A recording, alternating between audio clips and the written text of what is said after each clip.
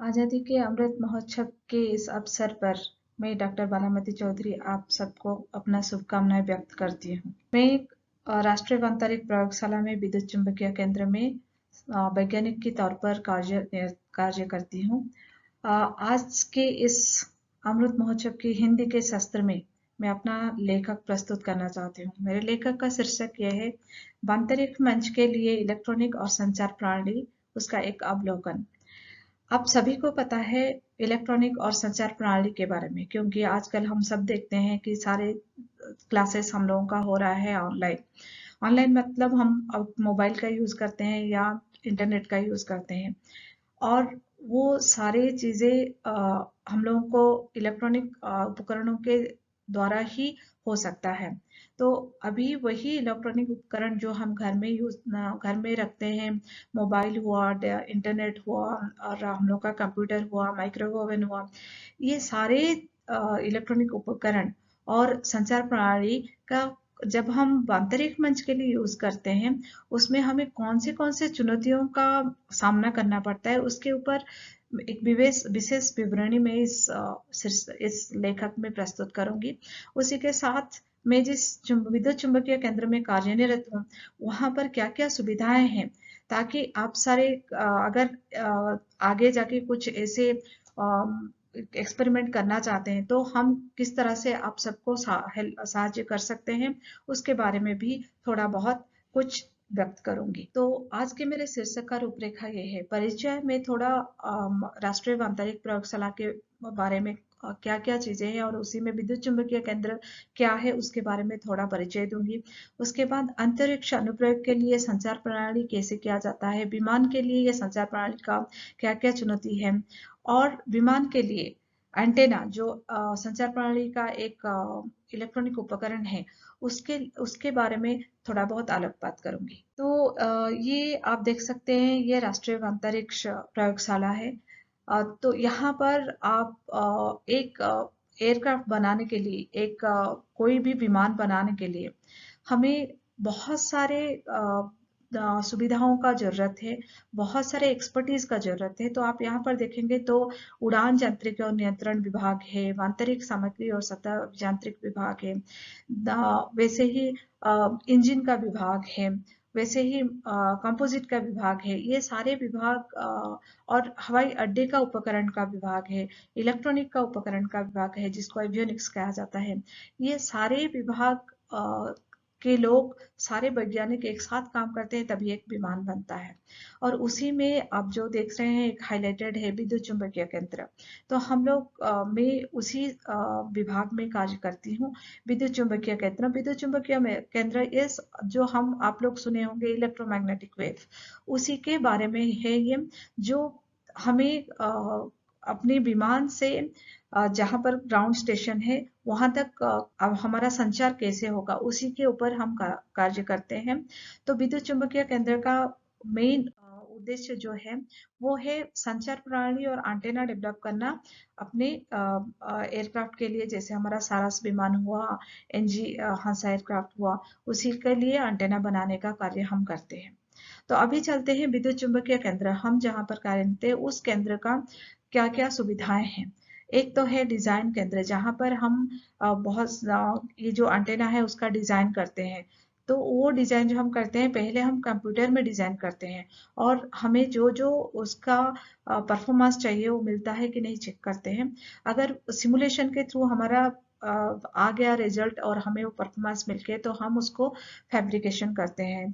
Fabrication करते हैं तो वो एक प्रोडक्ट जैसे लगता है। उसके बाद हम यहाँ पर आप देखते हैं प्रायोगिक माइक्रोवेव सुविधा है हमारा, और एक है सीएसआर राष्ट्रीय सुविधा, जिसमें ईएम सामग्री का जो मटेरियल हम यूज करते हैं एंटेना फैब्रिकेशन के लिए, उस मटेरियल का कैरेक्टराइजेशन होता है। तो हम लोगों के साथ एफएसएस आधारित डिजाइन डेवलपमेंट का है, और एक अडेप्टिव एंटेना फैसिलिटी का है। तो ये सारी चीजें हम यूज करके एक एंटेना डेवलप करते हैं। और एक आप देख सकते हैं यहाँ पर लिखा गया है NL Mac, back is your anechoic chamber. इस एनेकोइक चैम्बर में हम लोगों का जो एंटेना डेवलप हुआ है उसका मेजरमेंट होता है, टेस्टिंग होता है, ताकि वो उस परफॉर्मेंस जो हमें सिमुलेशन में मिला है वो मिल रहा है कि नहीं, हम कंपेयर करते हैं।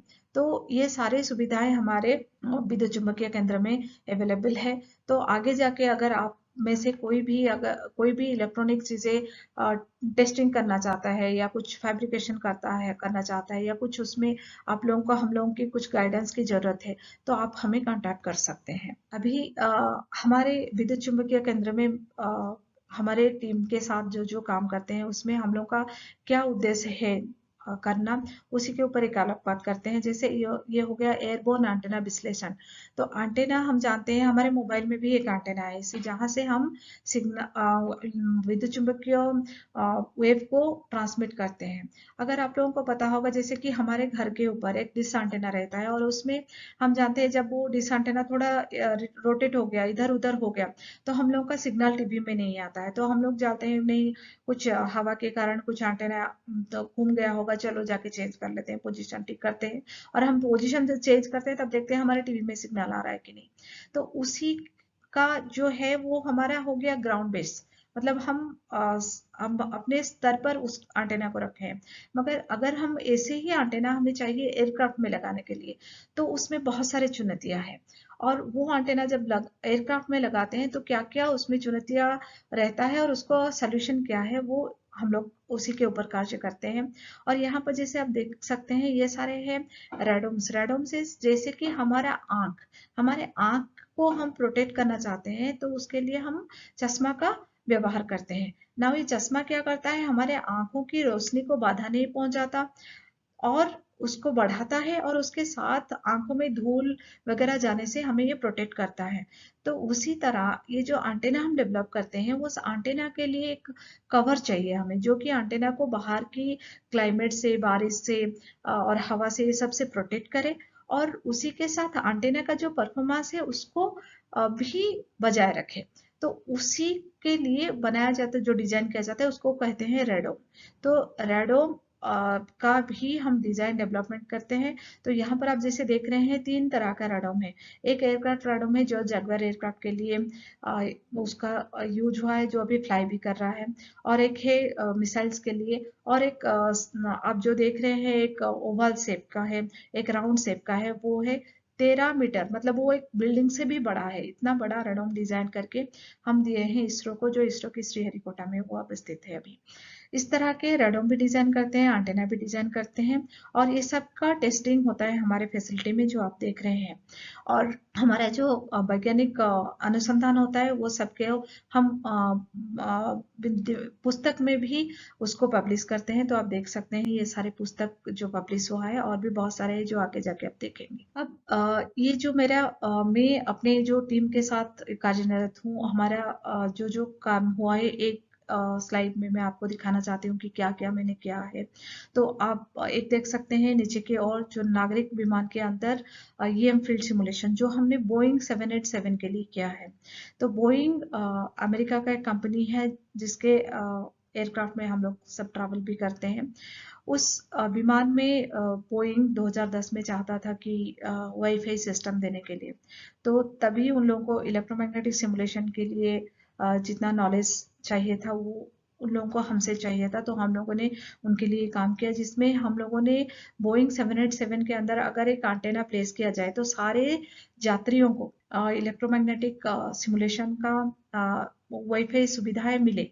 जैसे कि आप अगर देख सकते हैं कि अपने घर में कभी कभी मोबाइल आप लेके एक कोने में जाए तो आपको सिग्नल नहीं मिलता, और एक कोने में आपको सिग्नल मिलता है। ये किस लिए होता है, क्योंकि अगर उसका अच्छे से डिजाइन नहीं हुआ, कहीं से रिफ्लेक्शन हो रहा है, तो एक जगह पर सिग्नल उपस्थित नहीं हो पाता। अगर विमान में इस तरह होगा कि एक जगह पर हो वाईफाई सुविधा मिलेगी, एक जगह पर नहीं मिलेगी, तो जहां पर वाईफाई सुविधा नहीं मिलेगी वहां के यात्री आपको कंप्लेन करेंगे और उसके हिसाब से आपका डिमेरिट हो जाएगा एयरक्राफ्ट का। तो इसीलिए उन लोगों ने हमें ये प्रॉब्लम दिया था, जो हम लोगों ने उनको सोल्यूशन दिया कि कैसे सारे यात्रियों को वाईफाई का सुविधा मिले।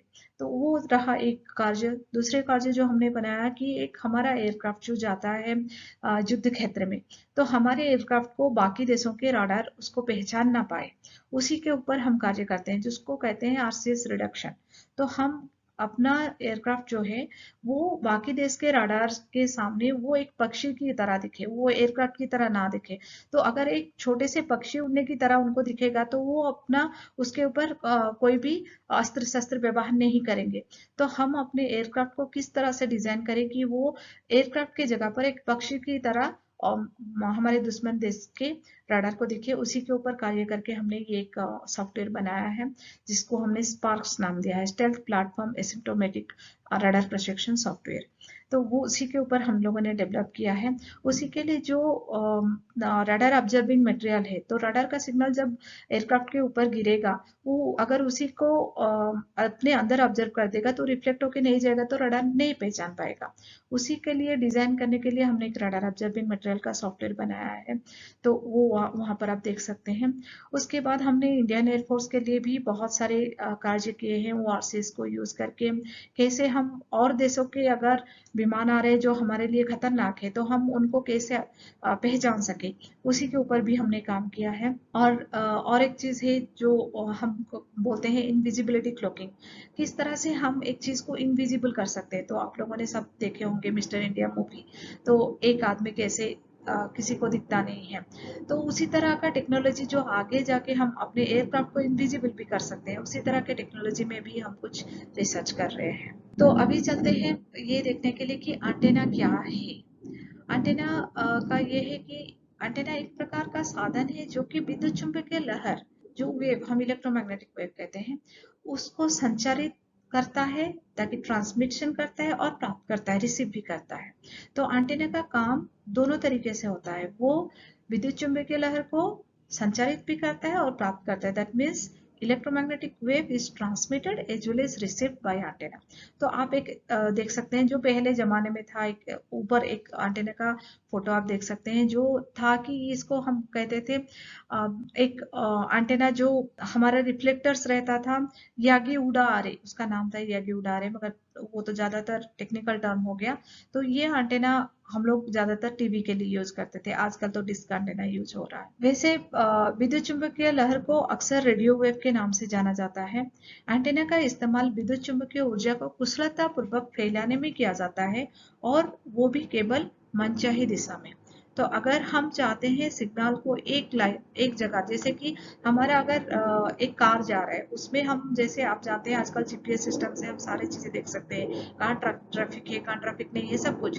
तो एक्चुअली कैसे होता है, एयरक्राफ्ट के ऊपर एक एंटेना होता है जो ऊपर के ऊपर सिग्नल भेजता है, और सैटेलाइट में वो कनेक्ट होता है वो सिग्नल, और वहां से वो इमेज बन के आता है, वो इन्फॉर्मेशन आता है। तो ये जो कार के ऊपर एंटेना रहा, वो डायरेक्शनल होता है, डायरेक्टली सैटेलाइट की तरफ कनेक्ट होता है। तो अगर एंटेना हम ऐसे भी डिजाइन कर सकते हैं जो चारों ओर सिग्नल फैलाए, हम ऐसे भी डिजाइन कर सकते हैं जो एक ही एंगल में उसको अपनी विद्युत चुंबकीय ऊर्जा को फैलाए। तो उसके हिसाब से हम एंटेना का डिजाइन करते हैं। और एंटेना एक प्रकार का मैचिंग सिस्टम है। जैसे कि हम अगर एक सिग्नल को ट्रांसफर करना चाहते हैं और एक सिग्नल और एक डिवाइस में, तो there should be a matching. वहां पर अगर अच्छे से कनेक्शन हो गया तो अच्छे से सिग्नल ट्रांसमिट हो सकता है। जैसे अगर मैं आपको एक सिंपल भाषा में समझाऊं, तो जैसे अगर पानी आप एक जगह से और एक जगह पर कनेक्ट करना चाहते हैं, पानी अच्छे से फ्लो चाहते हैं, तो अच्छे से अगर कनेक्ट है पूरा, तो हमारा पानी अच्छे से फ्लो होगा। अगर कहीं पर ब्लॉक है तो नहीं हो पाएगा। तो वो एक प्रॉपर मैचिंग, इलेक्ट्रोमैग्नेटिक वेव का एक डिवाइस से और एक डिवाइस का प्रॉपर मैचिंग होता है। तो एंटेना एक मैचिंग के सिस्टम की तरह काम करता है। तो एंटेना कैसे काम करता है, जैसे हमने यहाँ पर एक चित्र के तौर पर दिखा है। एक हो गया एंटेना जहां से हम ध्वनि को, जैसे मैंने कुछ कहा तो वो एंटेना में फिर मॉड्यूलेट होगा। फिर ये पूरा सिस्टम को कहते हैं ट्रांसमिटिंग मॉड्यूल, जिसमें मॉड्यूलेटर है, प्रवर्धक है, और वो और एक एंटेना के थ्रू संचारण हुआ। फिर उस और एक एंटेना जो प्राप्त करने वाला एंटेना है उसको रिसीव किया, और उसके बाद डिमोडुलेटर करके वो फिर से स्पीकर के थ्रू बताया। जैसे आपके मोबाइल में ऐसे ही होता है, मोबाइल में आप अपने स्पीकर में बात करते हैं, फिर वो मॉड्यूलेट होके प्रवर्धक के थ्रू एक एंटेना में ट्रांसमिट होता है। वही बात आपके दोस्त के पास आप फोन कर रहे हैं तो वहाँ वो सिग्नल, वहाँ पर जो एंटेना है वो रिसीव करता है, उसको डिमोडुलेट करता है, फिर उनके जो है ईयरफोन के थ्रू वो उसको कन्वर्ट करते हैं ऑडियो सिग्नल में और वो सुनते हैं। तो ये प्रोसेस आप देख सकते हैं कितने कम समय में हो रहा है।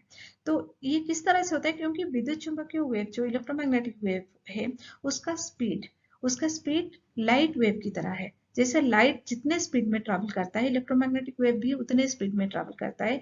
इसलिए ये सारे चीजें बहुत कम समय होता है और हमें पता भी नहीं चलता। हम अपने दोस्त को फोन लगाते हैं और वो रिसीव करके हमसे बात करने लगता है, but there is a very small delay जो हम नहीं जान पाते हैं। तो एंटेना इसी तरह से काम करता है। अब एंटेना कई प्रकार के होते हैं, तो आप लोग देख सकते हैं बहुत सारे एंटेना, जैसे आप डिश एंटेना देखे हैं, एक स्पाइरल एंटेना होता है, देन एक डाइपोल एंटेना होता है। तो मैंने कुछ यहाँ पर पिक्चर्स दिखा है जिसमें आप देख सकते हैं कि इस तरह के एंटेनास यूज होते हैं। अब एंटेना कहाँ कहाँ इस्तेमाल होता है, तो मैं आपको अंतरिक्ष से लेके ग्राउंड स्टेशन तक बताऊंगी कहाँ कहाँ एंटेना होता है। जैसे आप अभी एक अंतरिक्ष यान के, और इस चित्र में आप देख सकते हैं कि अंतरिक्ष यान है। तो यहाँ पर जो अंतरिक्ष यान है, यहाँ पर आप देख सकते हैं दो और जैसे एक निकला हुआ है जिस फ्लैट दो पैनल है, ये दोनों एंटेना है। बट ये एंटेना कैसे होता है, ये ऐसे होकर जब जाता है, आपने देखा होगा जब हमारा सैटेलाइट लॉन्च होता है उस तरह वहां पर ये ऐसे नहीं रहता है, वो एक फोल्ड होके रहता है एक पैकेट की तरह। तो जब वहां हम लोग का सेंटर सैटेलाइट अंतरिक्ष में पहुंचता है, वहां पर ये ओपन होते हैं।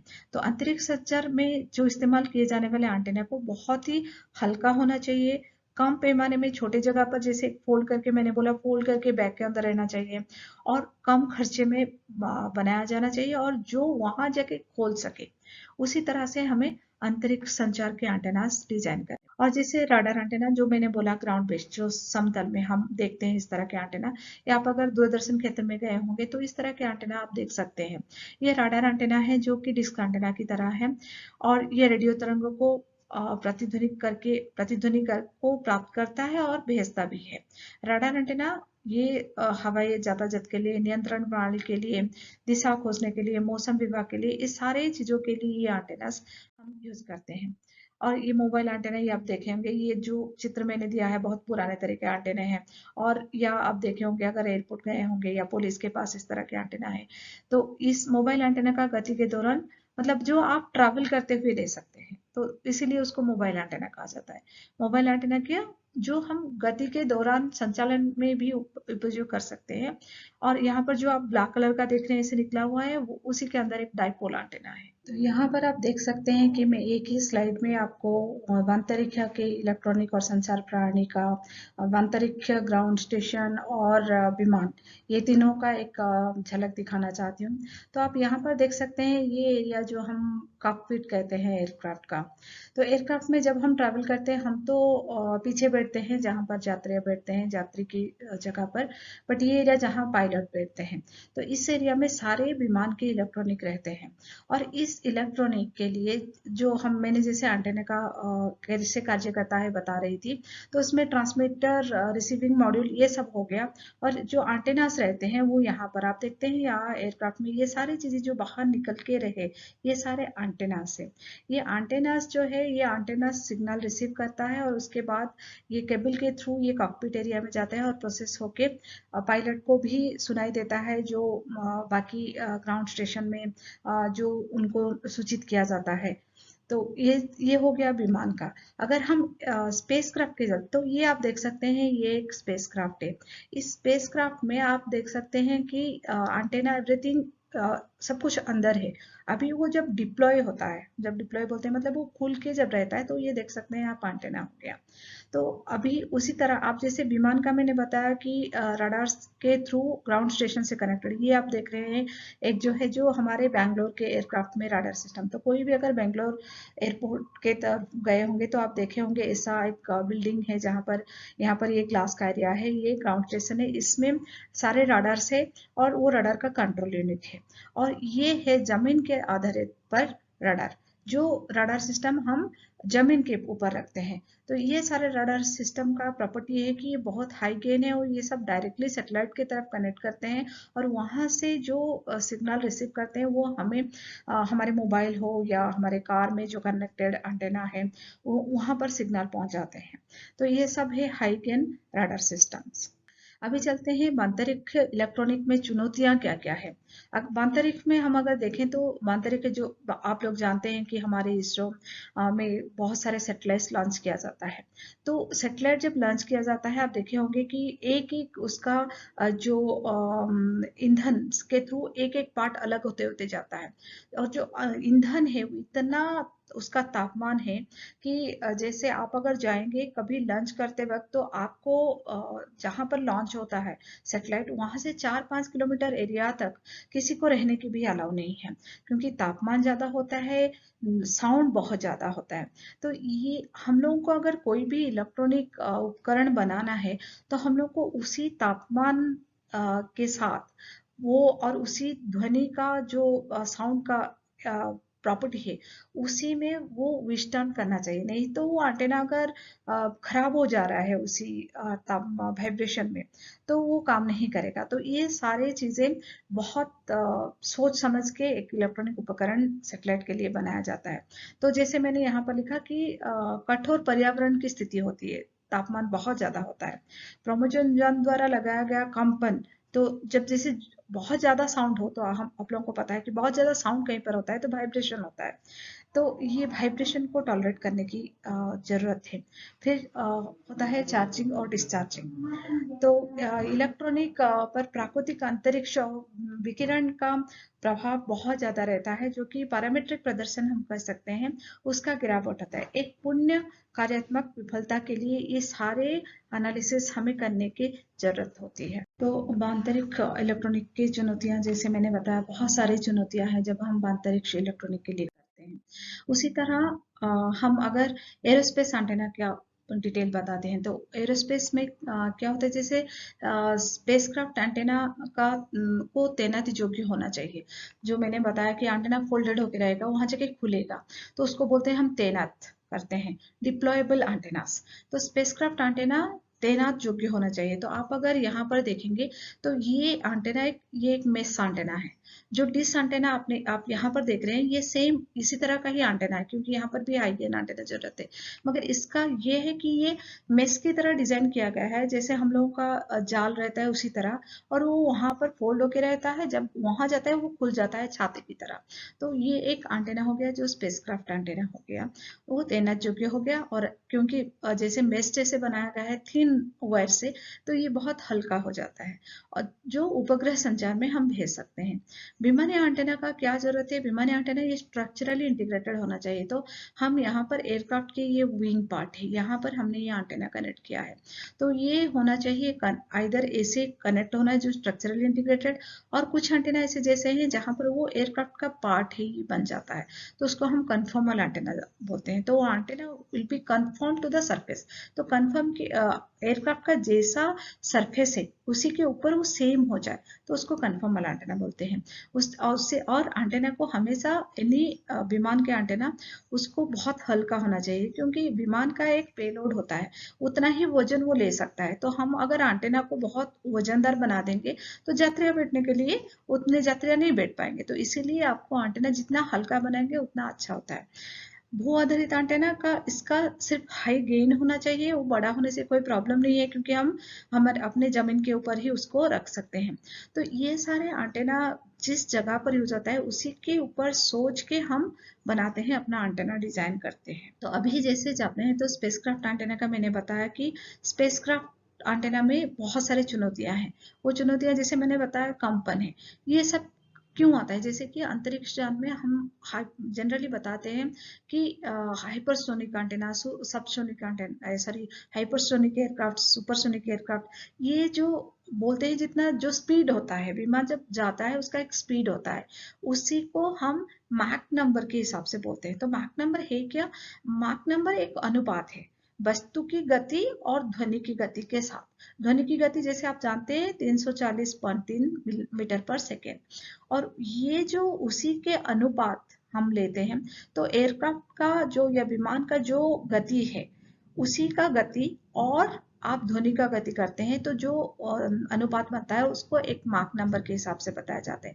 तो अगर आपके विमान का गति 340.3 मीटर पर सेकेंड हुआ तो आपका क्या हो गया, आपका अनुपात हो गया 1, क्योंकि 340.3 बाई 340.3 तो ये हो जाएगा 1, तो मैक संख्या हो गया 1।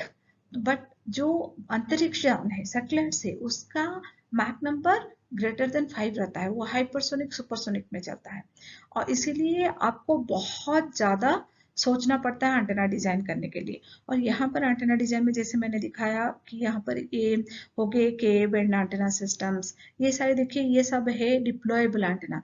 ये जब जाता है, आप तो सेटेलाइट देखे होंगे, वो ऐसे कवर्ड स्ट्रक्चर रहता है, उसके अंदर ये सब पैकेट के हिसाब से रहता है और वहां जाने के बाद छाते जैसे खुल जाता है। और ये देखते हैं टिप फेस्ड एरे सिस्टम है, ये है मल्टी बीम एंटेना। तो ये सारे सोलर पैनल्स है जो एनर्जी सोलर से लेके फिर सारे इलेक्ट्रॉनिक सिस्टम को एक्टिवेट भी करते हैं। तो ये जैसे मैंने कुछ चित्र दिखाए हैं यहाँ पर different types of antenna used in spacecraft. वैसे विमान का एंटेना, तो विमान 3 श्रेणी के होते हैं, सबसोनिक, ट्रांसोनिक एंड सुपरसोनिक। जैसे मैंने बताया कि अगर 340.3 या उससे थोड़ा बहुत कम, उसी में अगर आपका कोई विमान यात्रा करता है तो उसको ट्रांसोनिक बोलते हैं। वैसे सबसोनिक अगर उससे कम में हुआ और सुपरसोनिक अगर उससे ज्यादा हुआ। और आप यहाँ चित्र में देख सकते हैं क्या क्या एंटेना से एक एयरक्राफ्ट में ऑलमोस्ट 60 से 70 एंटेना रखते हैं। तो ये सारे एंटेना का ऑपरेटिंग फ्रीक्वेंसी जो हम बोलते हैं, जिस जो फ्रीक्वेंसी में वो ऑपरेट करता है वो फ्रीक्वेंसी डिफरेंट डिफरेंट होता है। जैसे आप अगर देखेंगे तो हम लोगों का मोबाइल का डिफरेंट सर्विस प्रोवाइडर है, तो वो डिफरेंट फ्रीक्वेंसी में ऑपरेट करते हैं। जैसे आप अगर रेडियो सुनते हैं तो डिफरेंट फ्रीक्वेंसी में हम ट्यून करते हैं और उसी फ्रीक्वेंसी में ही उसी चैनल का आता है। तो ये जो एंटेना है ये सारे ऑपरेट करते हैं डिफरेंट डिफरेंट फ्रीक्वेंसी में। तो यहाँ पर आप देख सकते हैं ये एक फाइटर एयरक्राफ्ट है, इसी के ऊपर ये ब्लैक ब्लैक चीजें जो देख रहे हैं ये सारी चीजें हैं एंटेनास इसमें हैं। और कुछ चीजें एंटेनास है जो इसी में कन्फर्मल है और कुछ एंटेनास जो यहाँ पर दिखाई नहीं दे रहा है वो बेली के पार्ट में है। तो ये सारे नेविगेशन और संचार एंटेनास है एयरक्राफ्ट। और भू आधारित एंटेना जैसे मैंने बोला, दो एंटेना जो जमीन पर रहता है, और जैसे यहाँ पर मैं दिखा रही हूँ ये एक 13 मीटर डायमीटर का एक एंटेना है जो सॉरी रेडोम है, इसके अंदर रडार है। ये रेडोम हमने एनएल के अंदर ही बनाया है और ये ऑलमोस्ट एक दो बिल्डिंग 13 मीटर, तो आप समझ सकते हैं कि 10 मीटर होता है एक बिल्डिंग का, उससे ज्यादा है। तो ये 13 मीटर बड़ा स्ट्रक्चर है और उसके अंदर इस तरह का एक रडार है। और ये जैसे मोबाइल एंटेना हो गया, ये आर्मी हम लोग का टैंकर से उसमें फेस्ड रडार से, ये सारी चीजें जो हम लोग डिजाइन करते हैं। तो ये सब चीजों का एंटेनास का यूज क्या होता है कि उपग्रह संचार के लिए, मौसम की भविष्यवाणी के लिए, मोबाइल संचार के लिए और वाहन संचार, ये सब के लिए हम यूज करते हैं। तो अभी चलते हैं विमान एंटेना प्रणाली, क्योंकि मैं राष्ट्रीय अंतरिक्ष प्रयोगशाला में कार्य करती हूँ और हमारा खुद का सारस और हंसा एयरक्राफ्ट एनएल खुद बनाता है। तो उसी के लिए जो एंटेनास चाहिए उसी को कैसे हम डेवलप करते हैं उसी के ऊपर थोड़ा मैं कुछ परिचय दूंगी। तो यहाँ पर आधुनिक एरोस्पेस एवियोनिक्स सिस्टम जो होता है, जो मैंने दिखाया आपको कॉकपिट एरिया, वो एवियोनिक्स सिस्टम हो गया, उसमें सारे इलेक्ट्रॉनिक्स है। अभी उसको काम करने के लिए जो सिग्नल चाहिए है तो वो सिग्नल तो एंटेना की तरफ आता है। तो उस एंटेना का है कितने एंटेना, जैसे मैंने बताया 60 से 70, तो एकाधिक एंटेना की आवश्यकता होता है। और वो एंटेना विविध जटिल कार्य के लिए यूज होता है, जैसे टेलीमेट्री, टेलीकमांड, संचार, स्टेशन कीपिंग। जैसे आप जानते हैं कि एयरक्राफ्ट जब टेक ऑफ करता है, जब ऊपर जाता है तो एक एंगल में जाता है, फिर वो जब लैंड करता है कितने एंगल में लैंड करेगा। तो ये सारे चीजें हैं, इस सबके लिए एक एक एंटेना यूज होता है। और इसमें चुनौतियां जैसे मैंने आपको ऑलरेडी बता चुकी हूँ, फिर भी बताती हूँ कि विमान के स्थान कहाँ पर लगाना है एंटेना, उसका वजन कितना होना चाहिए, उसकी जो वायुगतिक समस्या है, जैसे कि अगर एयरक्राफ्ट मूव कर रहा है, अगर हमें इसे बड़ा सा एंटेना लगा दूंगी तो एयरक्राफ्ट का स्पीड कम हो जाएगा, क्योंकि वायु की गति को ये अपोज कर रहा है। तो उस समस्या नहीं होना चाहिए। ये सब सोच के हम एंटेना जब डिजाइन करते हैं तो क्या होना चाहिए कि कॉम्पैक्ट होना चाहिए, बहुत छोटा एंटेना होना चाहिए। फिर प्लैनर मतलब ऐसे होना चाहिए कि जो ऐसे एयरक्राफ्ट से ऊपर निकल के ना रहे बट उसी के सरफेस की तरह रहे। और उसका जो वो एंटेना जैसे मैंने बताया कि वो डायरेक्शनल हो सकता है, ओमनी डायरेक्शनल होता है कि चारों ओर कनेक्ट करे। अगर मैं एंटेना में अगर जा रहे हैं हमारा एयरक्राफ्ट और वो जब ऐसे लैंड कर रहा है अगर वो कनेक्ट नहीं कर पाएगा तो प्रॉब्लम हो जाएगा, टेक ऑफ कर रहा है नहीं हो पाएगा तो प्रॉब्लम हो जाएगा। तो हमें वो सब सोच के उसका रेडिएशन पैटर्न कवरेज क्या है, कितने एंगल तक वो कवरेज कर सकता है, वो सब सोच के हमें एंटेना डिजाइन करना होता है। और उस एंटेना का जिस तरह से एप्लीकेशन है, जिसे हम अगर संचार के लिए यूज कर रहे हैं तो उसी का डिजाइन अलग होता है। अगर टेली कमांड के लिए यूज करते हैं तो ये सब देखते हैं। और अगर हम एंटेना अगर डेवलप कर रहे हैं हमारे फाइटर एयरक्राफ्ट के लिए तो उसका एक जैसे मैंने बताया कि राडार प्रशिक्षण, बाकी हमारे दुश्मन की देश उसको ना देख सके, तो एंटेना के चलते भी एक आरसीएस होता है वो कम होना चाहिए ताकि दुश्मन की देश हमारे एयरक्राफ्ट को ना देख सके। तो विमान के एंटेना कितने प्रकार के हैं तो आप यहाँ चित्र के थ्रू देख सकते हैं। ये देखिए, ये एक एंटेना कम्युनिकेशन के लिए यूज होता है, तो इसको VHF एंटेना कहते हैं। ये एक जीपीएस एंड डाइपोल एंटेना है। ये एक एंटेना यूज होता है टेलीमेट्री के लिए। ये एक एंटेना यूज होता है डाटा लिंक के लिए। इस तरह के बहुत सारे एंटेना से जो हम विमान में यूज करते। तो संचार एंटेना जैसे कि होता है आपको कम्युनिकेशन कर संचारित आपका कम्युनिकेशन करना है, तो कम्युनिकेशन आप सैटेलाइट के ऊपर करना चाहते हैं या आप ग्राउंड स्टेशन के साथ, उसके हिसाब से आपका संचार एंटेना आप कहाँ एयरक्राफ्ट में कनेक्ट करेंगे। ऊपर के हिस्से में कनेक्ट करेंगे अगर आपको सैटेलाइट के ऊपर कनेक्ट करना है, क्योंकि एंटेना का रेडिएशन पैटर्न ऐसे होना चाहिए कि वो सैटेलाइट को हमेशा कनेक्ट करके रहे। और प्रत्येक संचार ट्रांसमीटर को अपना एंटेना होता है, अधिकतर अतिरिक्त और तकनीक मुद्दों के लिए ही उपयुक्त होता है। जैसे जीपीएस एंटेना आपका सैटेलाइट के थ्रू करके ग्लोबल पोजिशनिंग सिस्टम, तो ये अपना पोजीशन बताएगा, तो इसके लिए बिल्ट इन एम्पलीफायर चाहिए क्योंकि आपका वो डाटा प्रोसेस करके तुरंत आपको देना पड़ेगा डाटा। और रिसीवर के लिए सिग्नल को बूस्ट आपको करना पड़ेगा, क्योंकि आप जितना सिग्नल लेके आ रहे हैं सैटेलाइट से वो सफिशिएंट नहीं होता है, तो आपको एक सिग्नल बूस्टर चाहिए। और ये ज़्यादातर ये होता है कि आपके शीर्ष भाग में यूज होता है, मतलब रहता है, ताकि आपको पोजीशन अच्छे से बताया जा सके।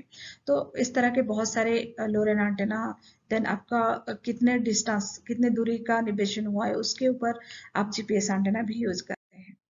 लूप एंटेना की यूज होता है, marker beacon antenna, NAV antennas, इस तरह के बहुत सारे एंटेनास हम यूज करते हैं।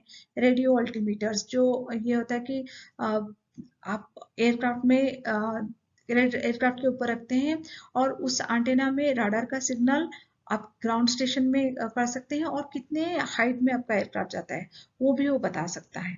देन यूएचएफ एंटेना, ज्यादातर ये टीएमई और ट्रांसपोंडर के लिए यूज होता है। तो ये सारे एंटेनास हम यूज करते हैं और इस सब का एंटेना हम डिजाइन फैब्रिकेशन करके हम अपने एयरक्राफ्ट के लिए यूज करते हैं। तो ये सारे एंटेनास जो है, हम क्यों ये सारे चीज़ें एनएल में डेवलप करें, क्योंकि बहुत सालों पहले ये एंटेना सारे बाहर से खरीदा जाता था। मगर हम जैसे जानते हैं हमें अगर हमारा देश को समृद्ध बनाना है तो हमें सारी चीज़ों को स्वदेशीकरण करना पड़ेगा। हमें ज़्यादा बहुत सारे देशों के ऊपर डिपेंडेंट नहीं होना चाहिए। तो हमें खुद का एंटेना, क्योंकि हम अगर हमारे एयरक्राफ्ट के लिए, विमान के लिए बनाते हैं, हम हमारे डिफेंस के विमान के लिए बनाते हैं, तो हम अगर हमारे कंपोनेंट्स खुद नहीं बनाएंगे तो जब कुछ युद्ध का समय है, जैसे अभी हमारे पड़ोसियों के साथ कुछ तनाव चल रहे थे, तो उसी तरह के समय में हमें हमें प्रोडक्ट नहीं मिलेगा, तो हमें अपने सारे चीज़ों का स्वदेशीकरण करना चाहिए। तो राष्ट्रीय अंतरिक्ष प्रयोगशाला उसी के ऊपर आधारित करके उन्होंने अभी ये प्रोजेक्ट शुरू किया कि हम सारे एंटेना का स्वदेशीकरण करेंगे। तो उसमें क्या चुनौतियां हमें फेस करना पड़ा, जो अभी तो हम बना चुके हैं, और उससे पहले हमें क्या क्या चुनौतियां के सामना करना पड़ा, जैसे मंच पर एंटेना का डिजाइन करने के लिए, क्योंकि विमान एक बहुत बड़ा स्ट्रक्चर है, जैसे मैंने बताया कि कोई भी एंटेना करते हैं तो उससे पहले हम सिमुलेशन कंप्यूटर में करते हैं।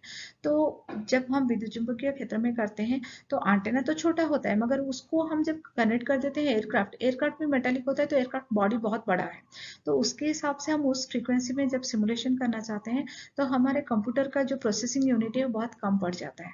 तो उसके लिए हमें आइदर सुपर कंप्यूटर लाने पड़ेंगे, हाई परफॉर्मेंस कंप्यूटर, या हमारे पास जो है उसके लिए खुद को एक सॉफ्टवेयर बना के, जो हम अपने मैथमेटिक का आइडिया से उसको लगा के कैसे सॉफ्टवेयर बनाए और तो उसी के ऊपर भी हम काम कर रहे हैं।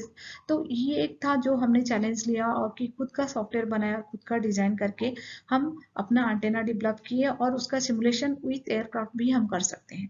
फिर और एक चीज हो गया जैसे बहुउद्देश्य ऑप्टिमाइजेशन। बहुउद्देश्य ऑप्टिमाइजेशन मीन्स आपका एंटेना का परफॉर्मेंस बहुत है, आपका बैंडविड्थ कितना बड़ा फ्रीक्वेंसी रेंज तक काम करेगा, कितना एंगल तक कवरेज करेगा, कितना उसका परफॉर्मेंस गेन, मतलब कितना वो ऊर्जा पहुंचा सकता है कितना दूर तक, वो गेन के ऊपर डिपेंड करता है। ये सारे को लेके आपको बहुत सारे उद्देश्यों को ऑप्टिमाइज करना पड़ेगा। और बहु अनुशासन वाले पहुंच, बहु अनुशासन मतलब जैसे कि हम अगर एंटेना बना देंगे, अगर वो सारे जैसे विद्युत चुंबकीय परफॉर्मेंस ही दे रहा है, मगर एक बार मैं एयरक्राफ्ट में कनेक्ट कर लूं, हवा में जब उड़ने लगेगा वो एंटेना भी उड़ के चला जाएगा, तो वो काम नहीं करेगा। तो हमें बहु अनुशासन भी करना पड़ेगा, जैसे कि स्ट्रक्चरल हो गया, मैकेनिकल, फ्लूइड डायनेमिक। जब हम एयरक्राफ्ट में कनेक्ट करेंगे, जितने प्रेशर से एयर आएगा वो उसको लेकर विस्टैंड कर पाएगा कि नहीं। और जब एयरक्राफ्ट इतने ऊपर उड़ेगा तो बारिश होगा, फिर वहाँ का टेम्परेचर बहुत कम भी हो सकता है, ज़्यादा भी हो सकता है। ये सब चीज़ों में वो एंटेना काम करेगा कि नहीं, ये बहु अनुशासन वाली पहुंच को भी हमें एनालिसिस करना पड़ेगा। उससे आगे जाके करना पड़ा कि मेजरमेंट और उसका कैरेक्टराइजेशन। तो हम वो सारे मटेरियल लेके अपने जैसे कि एंटेना डिजाइन किए, तो हमारे टेस्टिंग फैसिलिटी में मेजरमेंट करना और सारे पैरामीटर को एनालिसिस करना, ये सब हमारे लिए एक एक चुनौतियां थे जो हमने उसको सामना करके सारे एंटेनास बनाए। और उसके बाद है जो प्रमाणीकरण। हमने तो सारे बना दिया लैब में, मगर उसको प्रमाणीकरण करना होता है। तो प्रमाणीकरण और एक बाहर के एजेंसी के द्वारा किया जाता है, जो अगर आप एयरक्राफ्ट के लिए करते हैं तो सेमिलाक होता है, DGQA होता है, ISO स्टैंडर्ड होता है। जैसे आप कुछ भी खाने की चीजें खरीदते हो तो आपको वहां पर लिखा होता है ISO सर्टिफाइड। जैसे आप एक हेलमेट खरीदते हो, उससे पीछे लिखा था ISO सर्टिफाइड। मतलब उसके जो जो पैरामीटर्स मैंने अभी बताया वो सारे चेक होके उसका सर्टिफिकेट कोई और एक एजेंसी रहता है जो चेक करके बोलता है हाँ इन्होंने सही किया है। तो वैसे प्रमाणीकरण, तो हम लोग जो एंटेनास डेवलप किए हैं अब वो प्रमाणीकरण के स्थान पर है।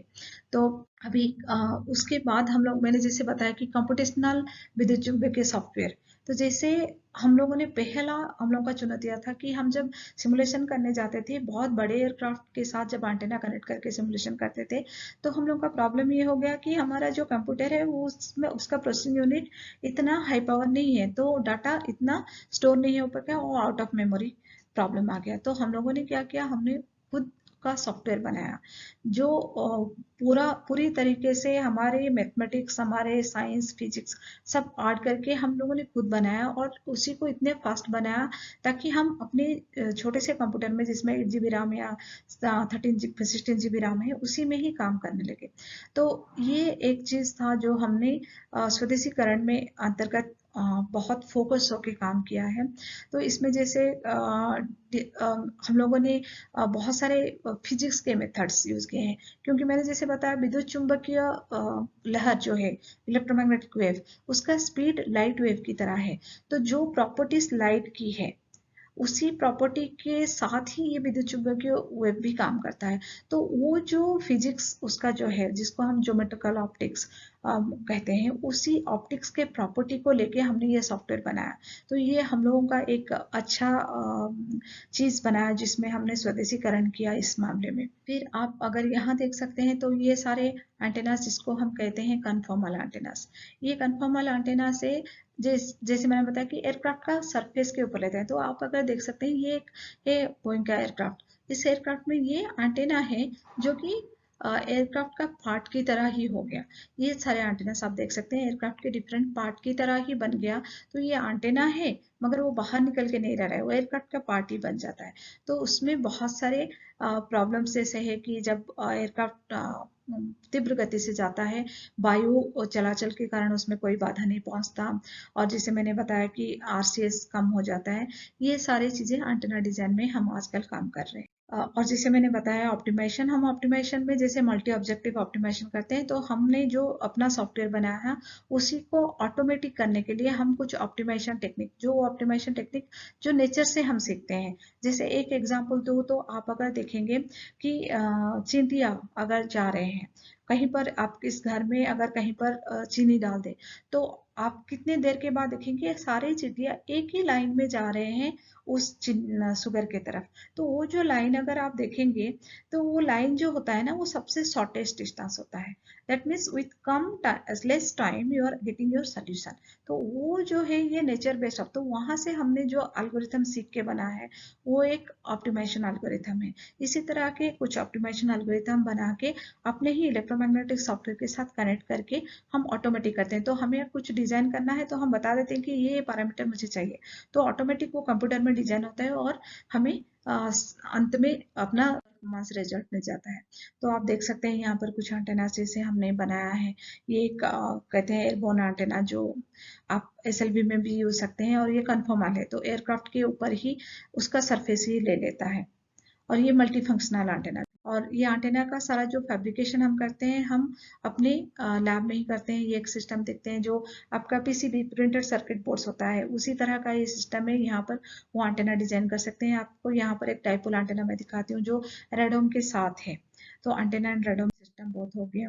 और उसका मेजरमेंट जैसे मैंने बताया कि हम लोग मेजरमेंट करते हैं VSWR, एक पैरामीटर होता है जिसमें वो बताता है कौन से फ्रीक्वेंसी में एंटेना काम करेगा। वो तो आप देख सकते हैं ये इसको बोलते हैं वेक्टर नेटवर्क एनालाइजर, इसी में मेजरमेंट होता है VSWR। और ये एक है एनेकोइक चैम्बर जिसमें हम एंटेना का रेडिएशन पैटर्न मेजरमेंट करते हैं। What is anechoic chamber? Anechoic chamber है जहां से इको नहीं होता है, एनेकोइक। तो यहाँ पर क्या होता है कि अगर हम एक एंटेना का जानना चाहते हैं रेडिएशन पैटर्न, हमें देखना पड़ेगा कि वो चैम्बर ऐसा होना चाहिए कि बाहर का कोई भी चीजें उस एंटेना का परफॉर्मेंस में इफेक्ट ना करे। तो ये एक ऐसा कमरा होता है जहां पर अगर कोई भी सिग्नल बाहर का है वो सब ऑब्जर्व हो जाता है। सिर्फ आपका जो कंपोनेंट है, जैसे मेरा ये एंटेना है, इसी का ही प्रॉपर्टी हम मेजर कर सकते हैं। तो ये अनेक चैम्बर हो गया। ये सारे सुविधाएं विद्युत चुंबकीय केंद्र में है। तो आगे जाके आप लोग अगर कुछ भी ऐसे चीजें डेवलप करें और करना चाहे और उसका कुछ टेस्टिंग करना चाहिए तो आप हम लोग को कांटेक्ट कर सकते हैं। तो ये सारे जितने कार्य मैंने बताया, मेरे टीम ने मेरे साथ हम मिलके ये सब काम किए हैं। उसी के बेसिस पर हमने 8 पुस्तकें लिखे हैं। तो आप देख सकते हैं ये सब अभी ये जो कोविड चल रहा था उसके ऊपर भी जो जो रिसर्च हम किए हैं, जो सॉफ्टवेयर डेवलप किए हैं, एक बुक का उसमें पुस्तक पब्लिश हुआ है जो कोविड-19 पैंडेमिक के नाम पे। उस तरह बहुत सारे पुस्तक हमारे पब्लिश हो चुके हैं। 3-4 पेटेंट भी है। फिर बहुत सारे जो सॉफ्टवेयर बनाए हैं उसका सॉफ्टवेयर कॉपीराइट हमारा होता है, वो भी है।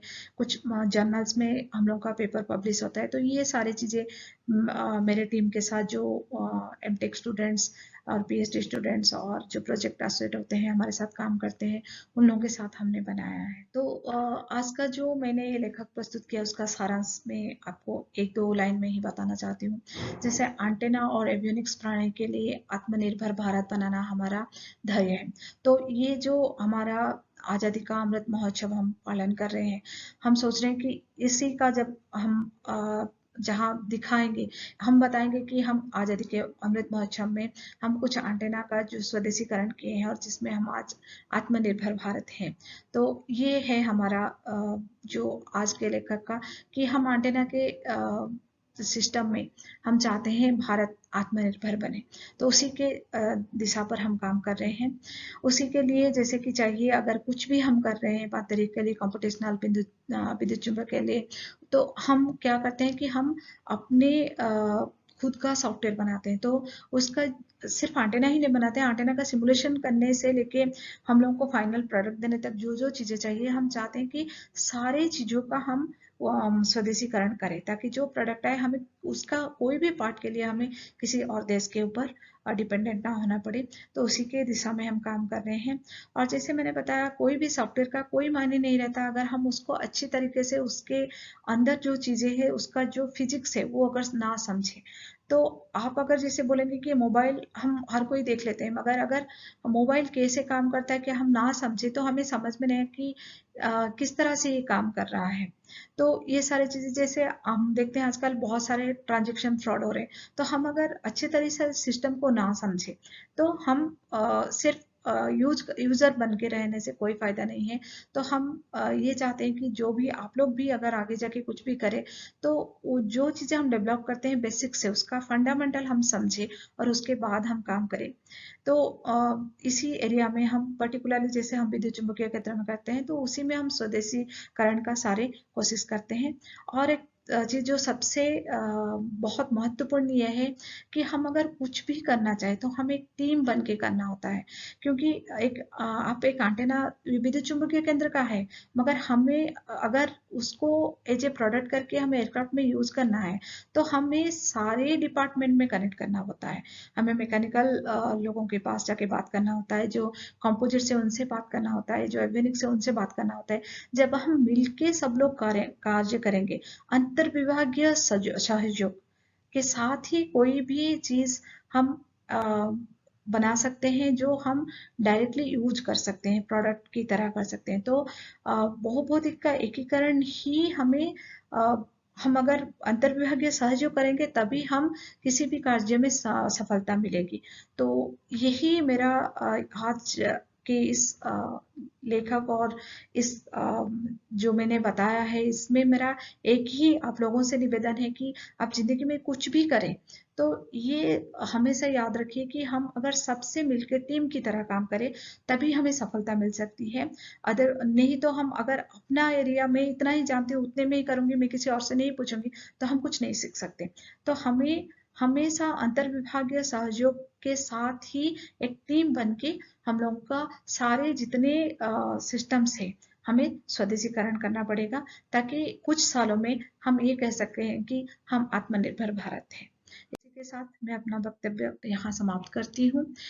तो धन्यवाद। एक चीज मैं यहाँ बताना चाहती हूँ क्योंकि हम एक इंजीनियर हैं, तो अगर कोई भी हम तकनीकी में सफलता मिलती है तो हम जैसे बोलते हैं ये एक वैज्ञानिक का उपलब्धि है। वैसे अगर कोई भी फेलियर हो जाता है तो जो इंजीनियर सामने रह के काम करता है उनका फेलियर माना जाता है। तो इसीलिए हमें सोच समझ के हर स्टेप में हमें अच्छे से सबसे बात करके सारे विभाग से बात करके हमें आगे बढ़ना चाहिए ताकि सफलता हमें अवश्य मिलेगी। धन्यवाद।